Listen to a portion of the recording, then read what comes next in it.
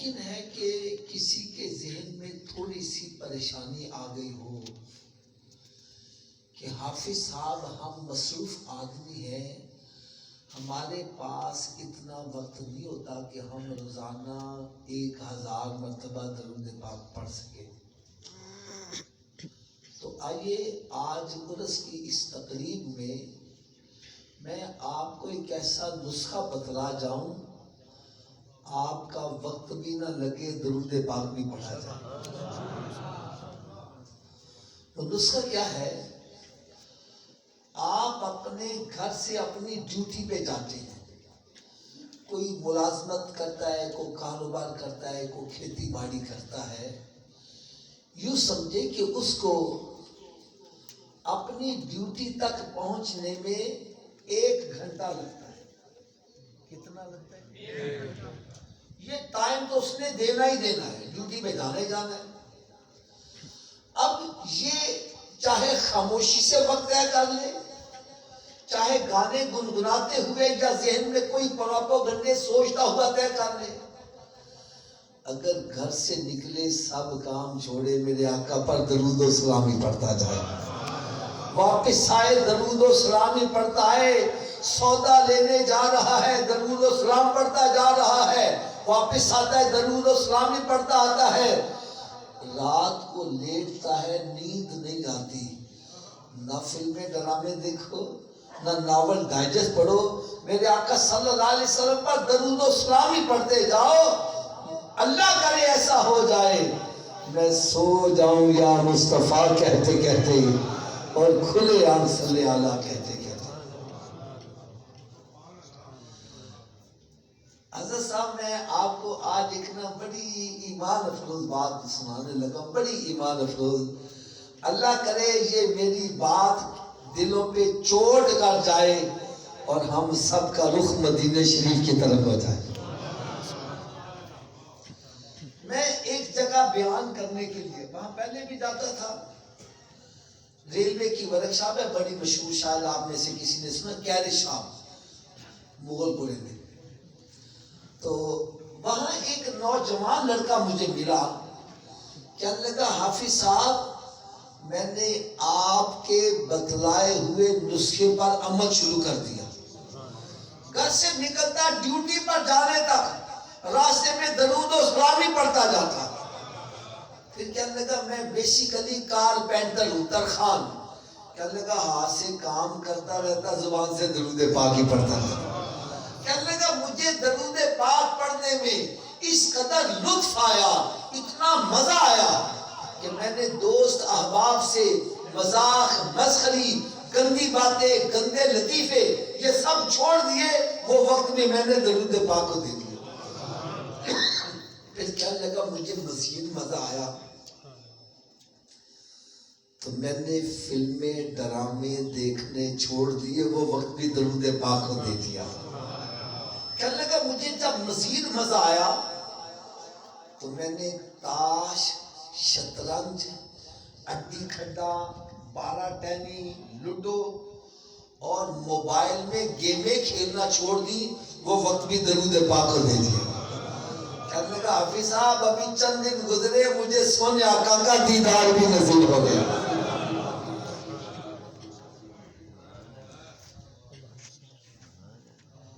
ایک حدیث پاک اور سناؤں گا، ہو سکتا ہے یہ سن کر ہمارے دلوں کے اندر شوق پیدا ہو جائے، میں بھی زیادہ درود پاک پڑھا کروں۔ ایک بندہ اگر اس کے پاس دولت زیادہ آ جائے یا کوئی عہدہ بڑا مل جائے، مثلا وہ پریزیڈنٹ آف پاکستان ہی بن جاتا ہے، پھر وہ کسی بڑی سوسائٹی میں چلا جاتا ہے، پھر غریب آدمی اس کے ساتھ ملاقات نہیں کر پاتا۔ اب کوئی اس کے قریب ہونا چاہے، وہ کہتا ہے بھائی میرے لیول کے بنو پھر میرے پاس آؤ۔ ہر بندہ اس کے پاس نہیں رہ سکتا، لیکن کروڑوں درود، کروڑوں سلام اس پیارے آقا صلی اللہ علیہ وسلم پر، جن کو رب تعالیٰ نے عہدہ دیا تو اتنا بڑا عہدہ دیا کہ رب تعالیٰ کے بعد اگر بزرگ ہستی ہے تو میرے آقا کی ذات اقدس ہے. اور دولت دی تو اتنی کہ خزانوں کی کنجیاں ہی محبوب کو عطا کر دی. یا دولت بھی بڑی ہے, عہدہ بھی بڑا ہے, لیکن یہ شرط نہیں لگائی کہ جنت میں میرا قرب حاصل کرنے کے لیے نبوت کا تاج ہونا ضروری ہے یا بہت بڑا جاگیردار سرمایہ دار ہوگا پھر وہ میرے قریب ہوگا. نہیں, شرط لگائی تو کیا لگائی, ذرا سنو غور سے. فرمایا تم رنگ کے کالے ہو یا گورے ہو, غریب ہو یا امیر ہو, بادشاہ ہو یا فقیر ہو, ارے فٹ پاتھ پہ رہنے والے ہو یا تخت و تاج کے مالک ہو, اگر جنت میں میرا قرب چاہتے ہو تو سنو, دنیا میں جتنا زیادہ مجھ پر درود پڑھو گے جنت میں اتنا ہی میرے قریب ہوتے چلے جاؤ.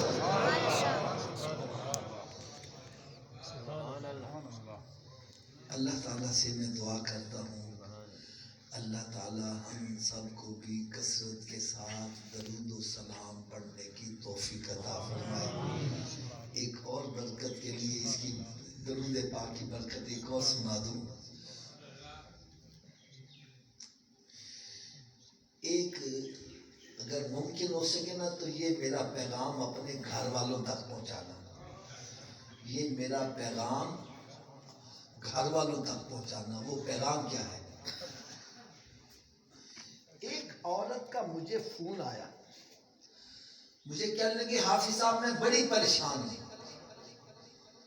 میں بڑی پریشان ہوں. اچھا, اس نے جب مجھے اپنی پریشانی بتلائی تو میں نے رب تعالیٰ کی بارگاہ میں دعا مانگی, یا اللہ ایسی پریشانی ہر مسلمان کو عطا کر. اب سن کر حیران ہوتے ہوں گے وہ پریشانی کون سی تھی. کہنے لگی حافظ صاحب میرے گھر میں سارے ہی بے نمازی ہیں, میں پریشان ہوں, قیامت کے روز ان کا کیا معاملہ بنے گا, ان کے ساتھ کیا بنے گا. یہ وہ پریشانی ہے جو رب تعالیٰ اپنے نبیوں کو عطا کرتا, اپنے ولیوں کو عطا کرتا, اور پھر وہ مخلوق خدا کی ہدایت کے لیے ان کو سیدھے راستے پر لانے کے لیے مشقتیں اٹھاتے, تکلیفیں اٹھاتے.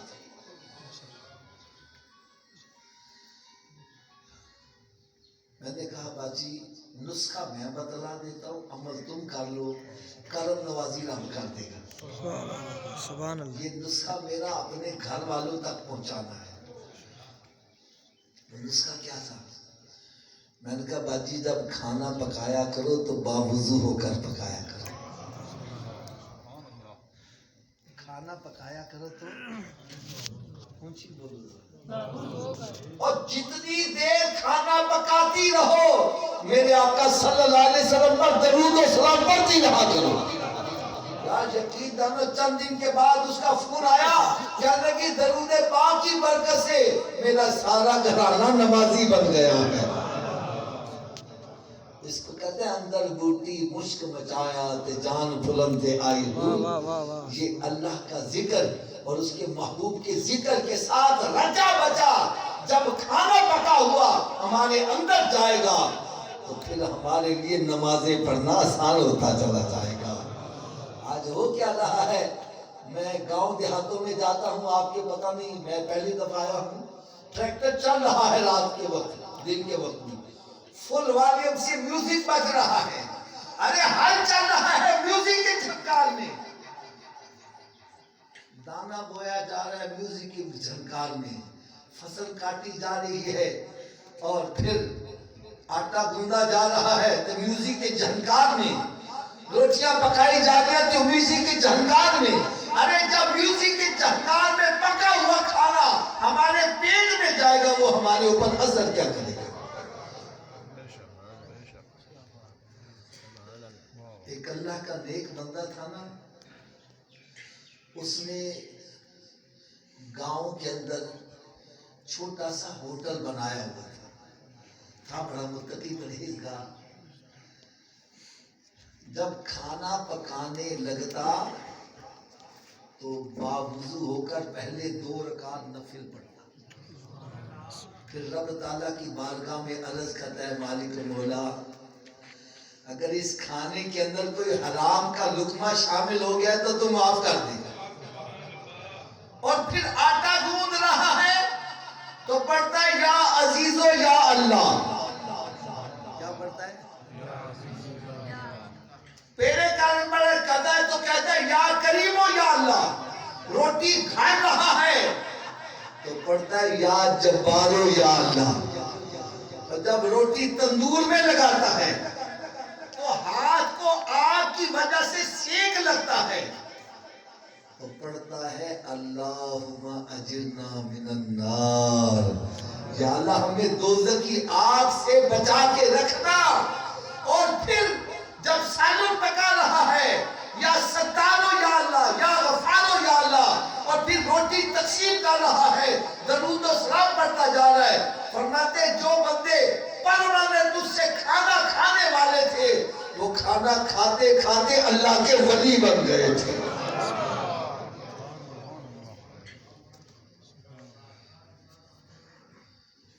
اللہ تعالیٰ سے میں دعا کرتا ہوں اللہ تعالیٰ ہمارے گھر والوں کو بھی یہ شعور عطا فرمائے.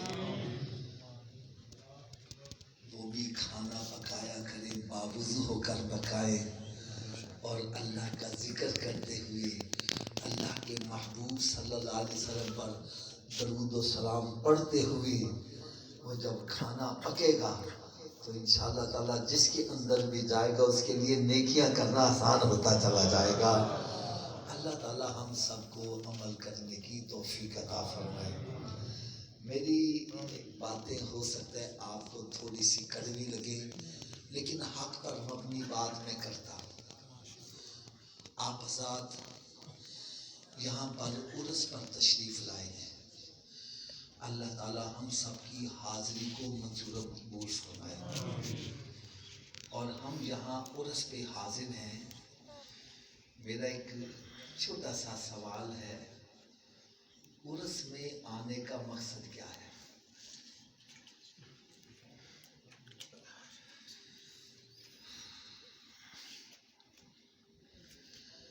ہم عرس میں آنے کا مقصد کیا سمجھتے ہیں؟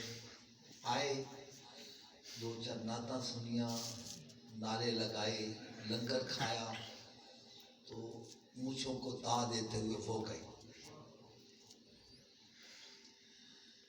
کیا یہی ہے مقصد یہاں عرس میں آنے کا؟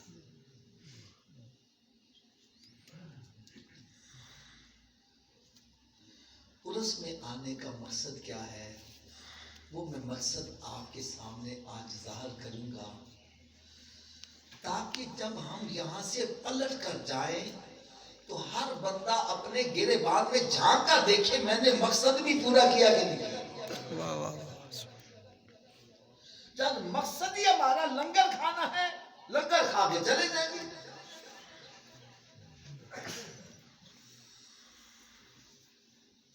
آج اس محفل میں آنے کا مقصد کیا ہے؟ میں نے ابھی جو قرآن مجید کی آیہ مبارکہ تلاوت کیا یہ اتنی مشہور آیت ہے کہ نماز کی ہر رکعت میں اس کو پڑھتے ہیں. وہ ہے اہدنا الصراط المستقیم. یا اللہ ہمیں سیدھے راستے پر چلا. ہمیں سیدھے راستے پر چلا. بولو ذرا. اب سیدھا راستہ کون سا ہے ہمیں کیا پتا چلے؟ میں کہتا ہوں بھائی میرا راستہ سیدھا ہے. حضرت صاحب کہتے ہیں میرا راستہ سیدھا ہے. یہ کہتے ہیں میرا راستہ سیدھا ہے. ہم کدھر جائیں؟ ہمیں کیسے پتا چلے؟ اللہ تبارک و تعالیٰ نے کرم نوازی فرما دی. فرمایا تم پریشان نہ ہو میں خود ہی بتلا دے گا میرے نزدیک سیدھا راستہ کون سا. رب تعالیٰ نے خود ہی ارشاد فرمایا. اور علماء اکرام بیٹھے قرآن پاک کی تفسیر سب سے بہتر سب سے افضل تفسیر وہ ہے جو قرآن کی تفسیر قرآن سے ہی کی جائے. قرآن پاک کی ایک آیت کی تفسیر یہ قرآن کی دوسری آیت سے کی جائے. دوسرے نمبر پر قرآن کی تفسیر حدیث سے پھر اجماع پھر قیاس کے بعد میں آتی ہے. قرآن کی تفسیر قرآن سے ہی بیان کروں گا. فرمایا صراط الذین انعمت علیہم. فرمایا سیدھا راستہ کون سا ہے؟ فرمایا جس راستے پر میرے انعام یافتہ بندے چلے وہی سیدھا راستہ ہے. اے عرس پر آنے والوں، اے اولیاء کرام کے عرس منانے والوں، ارے عرس میں آنے کا، عرس منانے کا مقصد یہ ہوتا ہے یہ سارے بزرگ ہیں، انعام یافتہ ہیں، ہمیں پتہ چلے یہ کس راستے پر چلتے تھے، ان کے راستے کا پتہ چلے، اور پھر گریبان میں جہاں کا دیکھو میرا راستہ کون سا ہے اور ان کا راستہ کون سا ہے. اگر میرا راستہ ان سے جدا ہے، آج یہاں سے اٹھ کے جاؤ، اپنے رخ مدینے شریف کی طرف کر کے جاؤ.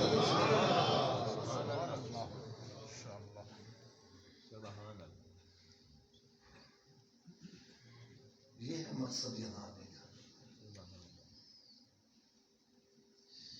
اس کے لیے میں بزرگوں کا ایک طریقہ اپنانے لگا ہوں. جب کوئی مشکل مسئلہ سمجھانا درپیش ہو تو وہ مثال یا حکایت بیان کر دیتے ہیں. حکایت سمجھ میں آ جائے، مثال سمجھ میں آ جائے تو مشکل مسئلہ آسان ہو جاتا ہے. تو میں بھی ایک حکایت سنانے لگا ہوں. بڑے غور سے سنیے گا، بڑے توجہ سے سنیے گا. بزرگ فرماتے ہیں کہ ایک جنگل کے اندر جہاں بہت سارے جانور رہتے تھے، 3 جانوروں کے درمیان اتفاق ہو گیا اور طے یہ پایا کہ ہم مل کر ہی شکار کریں گے اور مل کر ہی اس کو تقسیم کر لیا کریں گے. وہ 3 جانور کون کون سے شیر؟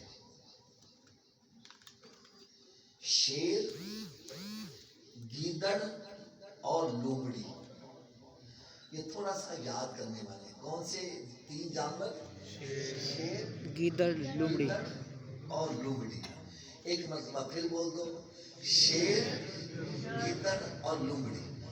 ان کے اندر معاہدہ یہ طے پایا کہ ہم مل کر ہی شکار کریں گے اور بعد میں مل کے ہی تقسیم کر لیا کریں گے. ان تینوں نے مل کر شکار کیا اور 3 جانور پکڑ لیا. ایک گائے پکڑ لی، ایک ہرن پکڑ لیا اور ایک خرگوش. کون کون سے جانور پکڑے؟ گائے، ہرن اور ایک مطلب کون کون سے؟ گائے، ہرن، خرگوش. جب تینوں جانور پکڑ لیے تو شیر نے گیدڑ کو بلایا. شیر، گیدڑ اور لومڑی 3 مل کے شکار کرتے ہیں اور 3 ہی جانور پکڑ لیتے ہیں، گائے، ہرن اور خرگوش. شیر نے گیدڑ سے پوچھا بتلا اس کو تقسیم کیسے کرے، کیسے ڈسٹریبیوٹ کرے؟ گیدڑ کہنے لگا بادشاہ سلامت، یہ کوئی پوچھنے والی بات ہے، یہ تو اللہ کی طرف سے ہی تقسیم ہوئی ہمارے پاس آئی ہے. کہنے لگا کیا مطلب ہے تیرا؟ کہنے لگا جی حصہ بقدر جسہ، جس بندے کا جتنا بڑا پیٹ ہے اتنا بڑا حصہ اس کو دے دے، جس کا چھوٹا پیٹ ہے اس کو اسے دیا جائے. کہنے لگا کیا مطلب ہے تیرا؟ کہنے لگا آپ سب سے بڑے ہیں، گائے آپ لے لیں، میں چھوٹا ہوں، ہرن مجھے مل جائے، لومڑی سب سے چھوٹی ہے تو خرگوش اس کو مل جائے. شیر نے جب یہ فیصلہ سنا تو اس کو بڑا تاؤ آ گیا، غصہ آ گیا. اس نے غصے میں ایک تھپڑ مارا اس کو. گیدڑ کی تو ٹانگ ٹوٹ گئی، وہ ایک طرف بیٹھ کے تو رونے لگ پڑا. کہنے لگا بڑا آیا فیصلہ کرنے ہے، لذیذ ہرن اپنے لیے رکھتا ہے اور بوڑھی گائے مجھے دیتا ہے. بڑا آیا فیصلہ کرنے والا. وہ ایک طرف بیٹھا رونے لگ پڑا. پھر باری آ گئی لومڑی کی. کس کی آ گئی؟ بادشاہ نے پوچھا تو بتلا کیسے تقسیم کیا جائے. وہ کہنے لگی بادشاہ سلام علیکم، پوچھنے والی بات ہے، یہ تقسیم تو رب کی طرف سے ہوئی ہے. کہنا کیا مطلب ہے تیرا؟ کہنے لگا جی یہ خرگوش جو ہے نا یہ آپ صبح کو ناشتے میں استعمال کیجیے گا اور دوپہر میں گائے کھا لیجیے گا اور رات کو ہلکی پھلکی غذا ہونی چاہیے تو ہرن آپ رات میں کھا لیجیے گا. کہنے لگا تینوں میں کھا گیا تو تم کیا کھاؤ گی؟ کہنے لگی جو آپ کا بچا کچا ہوگا وہ ہم کھا لیں گے. شیر شکار سارا نہیں کھاتا، تھوڑا کھا کے چھوڑ دیتا ہے. شیر بڑا حیران ہوا، بڑا حیران ہوا. کہنے لگا اے لومڑی تجھے اتنی عقل کیسے آ گئی؟ اتنا عقل والا فیصلہ تم نے کیسے کیا؟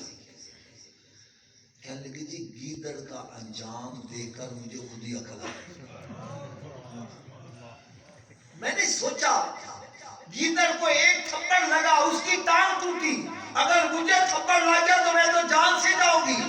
تو گیدڑ کا انجام دیکھ کر مجھے خود ہی عقل آ گئی. بظاہر تو یار یہ کوئی ہنسنے والی حکایت تھی، لیکن خدا کی قسم جب اس کا نتیجہ نکالا تو اس پہ جتنا رویا جائے وہ کم ہے. وہ بزرگ فرماتے ہیں اے بندے ایک جانور دوسرے جانور کو دیکھ کر نصیحت حاصل کر رہا ہے.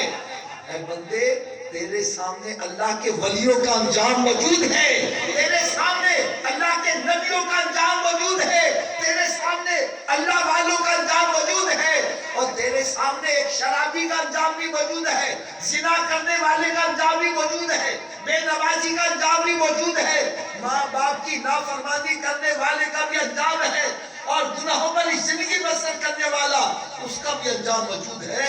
اگر سب کو دیکھ کر تجھے عقل نہیں آ رہی تو پھر تجھ سے تو جانور بہتر ہے، وہ دیکھ کر عبرت حاصل کرنے اور تجھے عبرت نہیں آ رہی.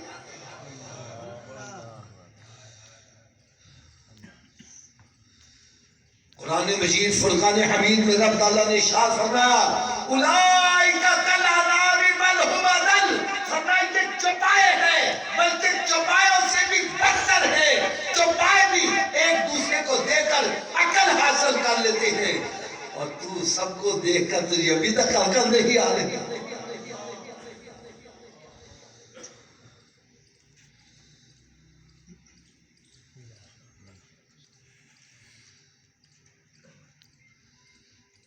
میرا تعلق لاہور کے ساتھ ہے.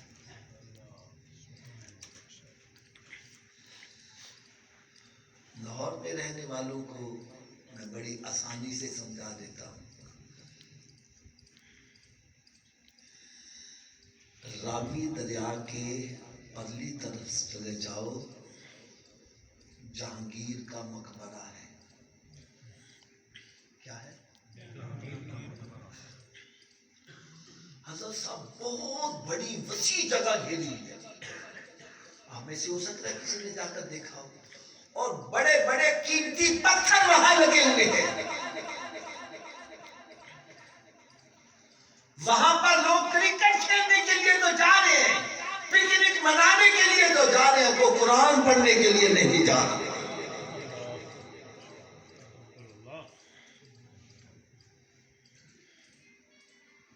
بلکہ میں آپ کو اپنی ذاتی تجربے کی بات بتلاتا ہوں. جہانگیر کے مقبرے کے ساتھ ہی گاؤں ہے شہدرہ پنڈ. وہاں پر ایک مرتبہ میرا بیان تھا تو رات تقریباً کوئی 1-2 بجے کا ٹائم.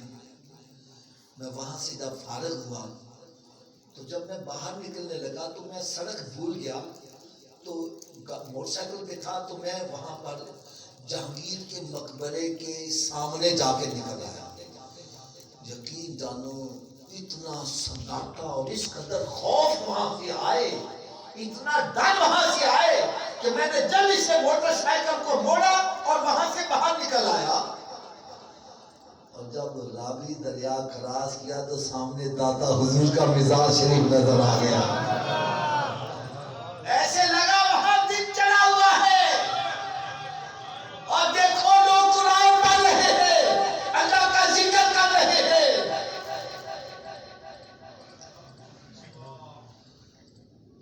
راوی دریا کے پرلی طرف چلے جاؤ, نور جہاں کی 12 دری آپ کو نظر آئے گی. بڑا قیمتی پتھر لگا ہوا ہے لیکن وہاں پر کتے پھرتے نظر آئیں گے, تو قرآن پڑھتا نظر نہیں آئے گا.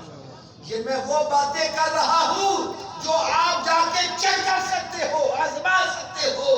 ارے لاہور کی سرزمین پر بڑے بڑے بادشاہ بن گئے, بڑے بڑے جاگیردار سرمایہ دار بن گئے, بڑے بڑے فلم ایکٹر بن گئے جو کہتے تھے اڈی مار کے دھرتی ہلا دے گا. آج ان کی قبروں کے نشان مٹ گئے اور داتا حضور کا مزار آج بھی وہاں زندہ نظر آتا ہے.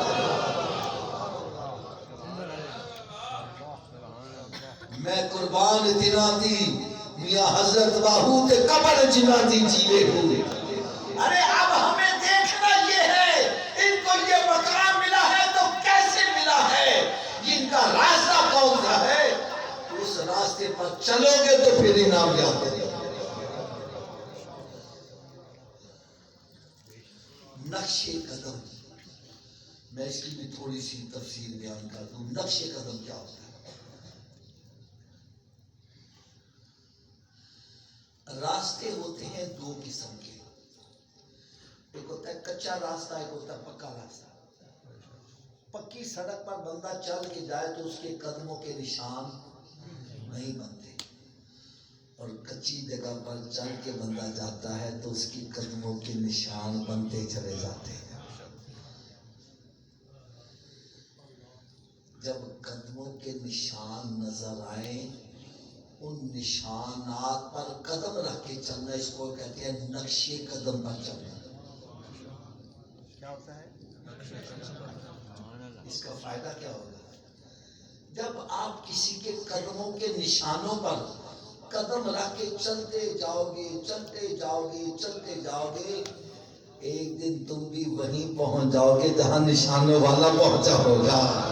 ارے اس کے مقصد ہوتے ہیں نقش قدم پر چلنا, کہ اللہ کے ولیوں کے نقش قدم پر چلو, تم بھی اللہ کے محبوب بنتے چلے جاؤ.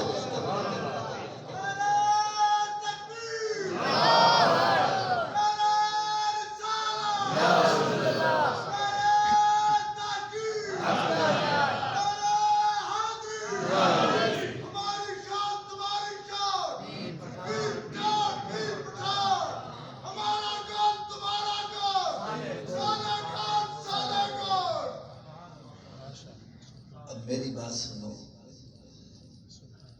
یہ جتنے اللہ والے یہ ساری زندگی اپنے نفس کی مخالفت کرتے رہے. قرآن کہتا وَنَهَا النَّفْسَ عَنِ الْهَوَىٰ فَإِنَّ الْجَنَّةَ هِيَ الْمَأْوَىٰ. جنہوں نے اپنی نفس کی مخالفت کی ان کا ٹھکانہ جنت ہے. نفس کی مخالفت کی.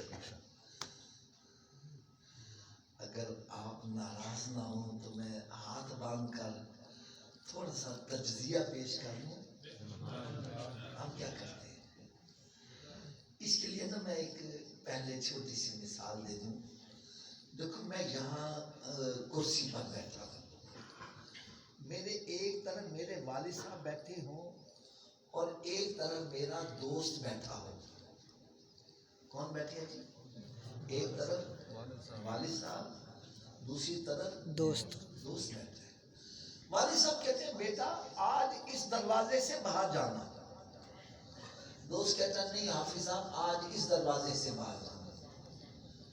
یار اللہ کے ولیوں کی بارگاہ میں, اللہ کے ولیوں کے قدموں میں بیٹھے ہو, بات سچی کرنا. مجھے کس کی ماننی چاہیے؟ والد صاحب کی. تھوڑا سوچیے بات. والد صاحب کی. ایک مرتبہ پھر اونچی بات. والد صاحب کی. والد صاحب کی مجھے کیوں ماننی چاہیے؟ وجہ کیا ہے؟ آپ یہی کہیں گے حافظ صاحب والد کا مقام بڑا ہے, دوست کا مقام چھوٹا ہے. پھر نتیجہ کیا نکلا، اصول کیا ہمیں ملا، جب بڑے مرتبے والے کی بات اور چھوٹے مرتبے والے کی بات اکٹھی آ جائے تو چھوٹے مرتبے والے کی بات چھوڑ دو، کس کی مانو؟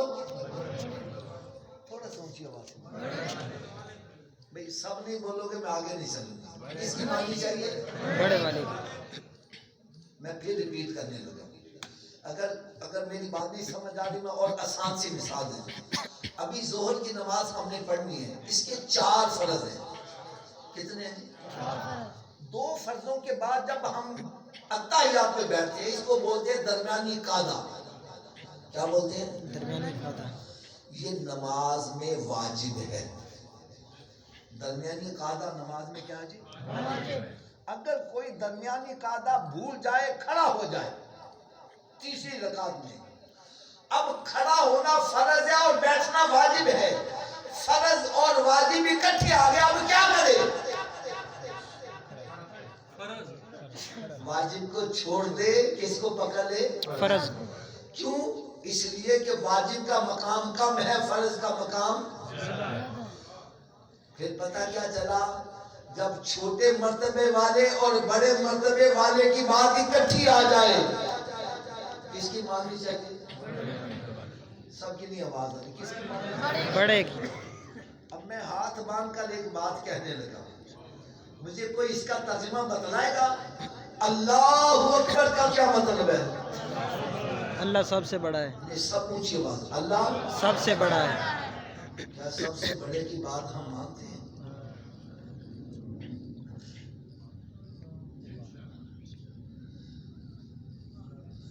زبان سے اللہ اکبر کہتا ہے اور بات شیطان کی مان رہا ہے۔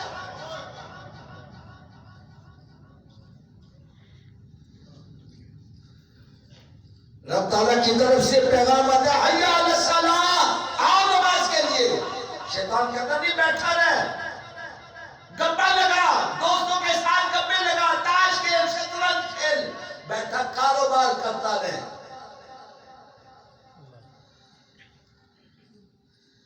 یار اللہ کے ولیوں کی بارگاہ میں بیٹھے ہوئے ایمانداری سے بولو، کس کی مان رہے؟ رب تعالیٰ کی طرف سے پیغام آتا ہے، الصلاۃ خیر من النوم، نماز نیند سے بہتر ہے۔ اونچی بولو یار، بہتر ہے۔ نماز نیند سے بہتر ہے۔ شیطان کہتا نہیں، بستر سے ہور مار جا، ارے کس کی مان رہا ہے؟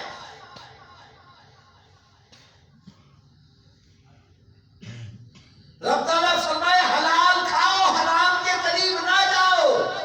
شیطان کہتا نہیں، پیسہ آنا چاہیے، چاہے چوری کر کے ڈکیتی کر کے آئے، چاہے جوا کھیل کے آئے، چاہے شراب بیچ کے آئے، چاہے لوگوں کی جائیدادوں پر قبضہ کر کے آئے، پیسہ آنا چاہیے، کس کی مان رہا ہے؟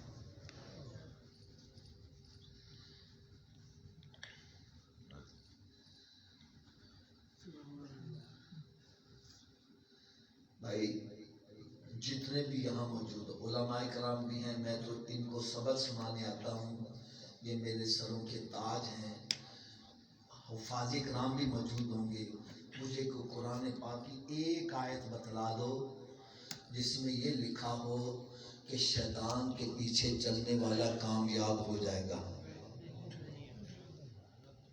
کیوں جی، ہے کوئی ایسی آیت؟ مجھے بولو یار، نہیں۔ تو بھی شیطان کے پیچھے کیوں چلتے؟ کہ اس کا کہا مانتے؟ بلکہ میں یہ آیت دکھا سکتا ہوں کہ شیطان نے کہا تھا، قال فوعزتک لاغوینہم اجمعین، اللہ مجھے بھی تیری عزت و جلال کی قسم ہے، میں انسانوں کو گمراہ ضرور کروں گا، الا عبادک منہم المخلصین، لیکن مجھ سے بچے گا وہی جو خلوص دل سے تیری عبادت کرنے والا ہوگا۔ تو رب تعالیٰ نے آگے سے جواب کیا دیا، فرمایا قال فالحق والحق اقول لأملأن جہنم منک وممن تبعک منہم اجمعین، فرمایا پھر میرا بھی فیصلہ سن لے، حق بات یہ ہے، اے شیطان میں تجھے بھی اور جتنے تیرے پیچھے چلنے والے سب کو پکڑ کے جہنم میں ڈال دوں گا۔ ارے شیطان کے پیچھے چلنے کا انجام جہنم ہے۔ آج اگر جلتی ہوئی سگریٹ پر ننگا پاؤں آ جائے برداشت نہیں کر پاتے دوزخ یار کیسے برداشت کرو گے؟ ارے شیطان کے پیچھے چلنے کا انجام جہنم ہے اور اللہ کے ولیوں کے پیچھے چلنے کا انجام جنت ہے۔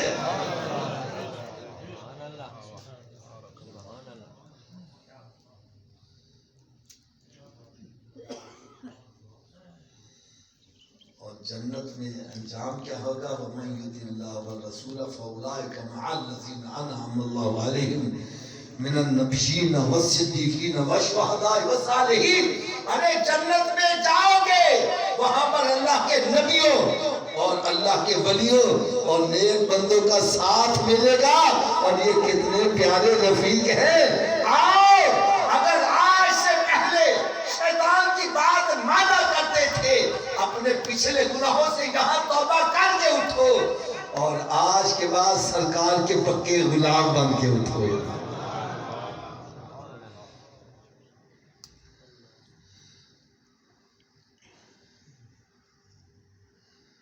ایک دو اور میں اشارے کر دوں۔ ہمارا عقیدہ کیا ہے؟ سب سے اعلیٰ و اولا، تھوڑا سمجھیے بات، سب سے اعلیٰ و اولا ہمارا نبی، اپنے مولا کا پیارا، ہمارا نبی، دونوں عالم کا دولہ، ہمارا نبی، خلق سے اولیاء، اولیاء سے رسول اور سب رسولوں سے اعلیٰ ہمارا نبی۔ ہمارے نبی مخلوق میں سب سے، تو سب سے اعلیٰ کی بات ماننی چاہیے کہ نہیں ماننی چاہیے؟ کیا مانتے ہیں؟ سرکار فرمائے داڑھیوں کو بڑھاؤ، مونچھوں کو پست کرو اور یہودیوں جیسی صورت نہ بناؤ۔ کیا ہم سرکار کا کہا مانتے ہیں؟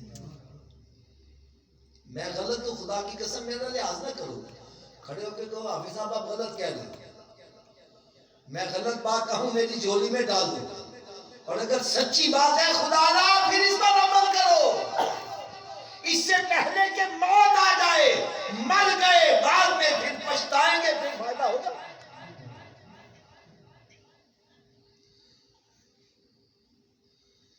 میں تو دوستوں سے کہتا ہوں بھائی ہم سرکار کا میلاد ہوتا ہے، جھنڈیاں لگاتے ہیں اور لائٹنگ کرتے ہیں، میں نے کہا کرنی چاہیے، ضرور کرنی چاہیے، کیونکہ اسلام چاہتا ہے جب بندے کو دکھ ملے تو افسوس کا اظہار کرو اور خوشی ملے تو خوشی کا بھی اظہار کرو، ایسا ہی ہے نا جی۔ اس لیے ہم جھنڈیاں لگاتے ہیں، گلیاں سجاتے ہیں، مکانوں کے اوپر لائٹنگ کرتے ہیں، لیکن ایک میں ہاتھ باندھ کر اگر ناراض نہ ہوں، اگر خوشی منانے کا یہ بھی طریقہ بتلاؤں، اگر صحیح لگے تو اس کو بھی اپنا لو۔ سرکار کی آمد پر ہم چائنا کی لڑیاں لٹکاتے ہیں، لٹکاتے ہیں نا جی۔ سرکار کی آمد پر ہم کیا کرتے ہیں؟ چائنا کی، تو اگر سرکار کی آمد پر چہرے پہ سرکار کی لڑیاں چھڑا لو یار۔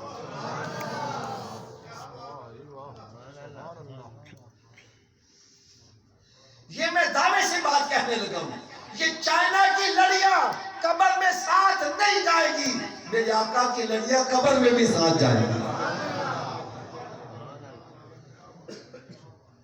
تو کوئی ایسا بھی ہے جو سرکار کی آمد کی خوشی میں اپنے چہرے پر سرکار کی لڑیاں سجانے کی نیت کر رہی ہے؟ سبھی بلند آواز سے انشاءاللہ کا نعرہ لگا دو یار، انشاءاللہ۔ ہاں یہاں سے تبرک لے کے جاؤ۔ بھائی میری بات نہیں آپ کو سمجھ آ رہی، میں اور چھوٹی سی اور آسان سی بات کر دوں۔ حضرت صاحب ہمارا عقیدہ ہے جب ہم قبر میں جائیں گے تو ہماری قبر میں سرکار تشریف لائیں گے، اس میں تو کوئی شک شبہ نہیں نا ہے۔ وَمَا كُنْتَ تَقُولُ فِي حَقِّ هَٰذَا الرَّجُلِ، تیسرا سوال یہی ہونے والا ہے کہ حضرت صاحب ایسے ہی ہے نا جی۔ اب میں ہاتھ باندھ کر ایک بات کہنے لگا، جب سرکار قبر میں تشریف لائیں گے ان کے سامنے سرکار کے غلاموں والا چہرہ ہونا چاہیے کہ دشمنوں والا؟ نہیں سب کی آواز نہیں آ رہی، نہیں سب کی آواز نہیں آ رہی، غلاموں والا۔ تو موت کا کوئی پتہ ہے کب آ جائے؟ ابھی بھی آ سکتی ہے کہ نہیں آ سکتی؟ تو پھر ابھی سے ہی چہرہ سرکار کے غلاموں کی نیت بنا لو دیا. تو اتنی آواز سے انشاءاللہ کا نعرہ لگاؤ کہ شیطان کا کلیجہ پھٹ جائے کہ مالک و مولا میں تیرے ولی کے قدموں میں بیٹھ کر یہ عہد کر رہا ہوں آج کے بعد میری گردن تو کٹ جائے گی لیکن سرکار کی سنت نہیں کٹے گی. سبھی بلند آواز سے انشاءاللہ کا نعرہ لگاؤ.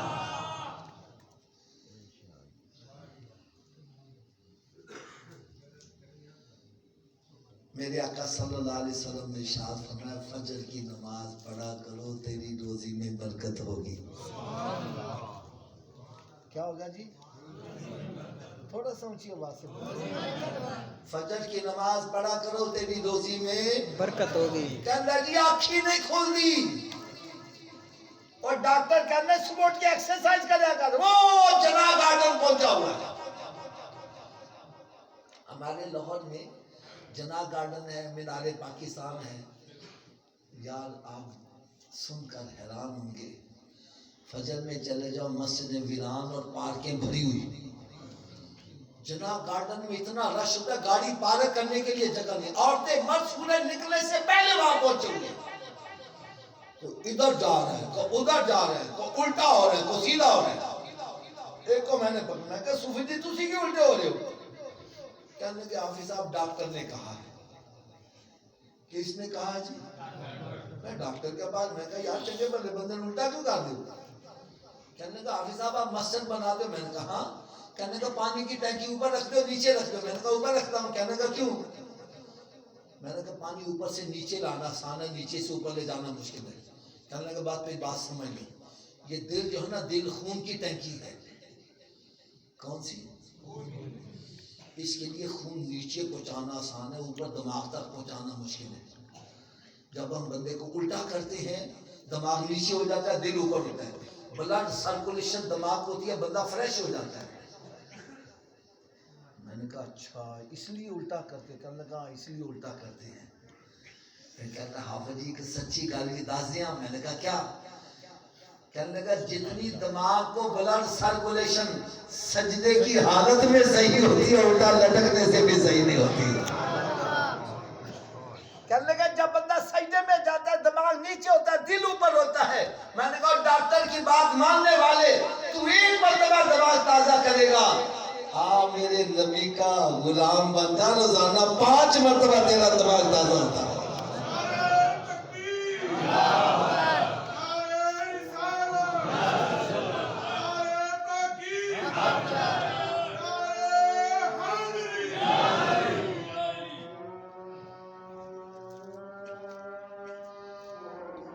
اللہ اکبر اللہ اکبر اللہ اکبر اللہ اکبر.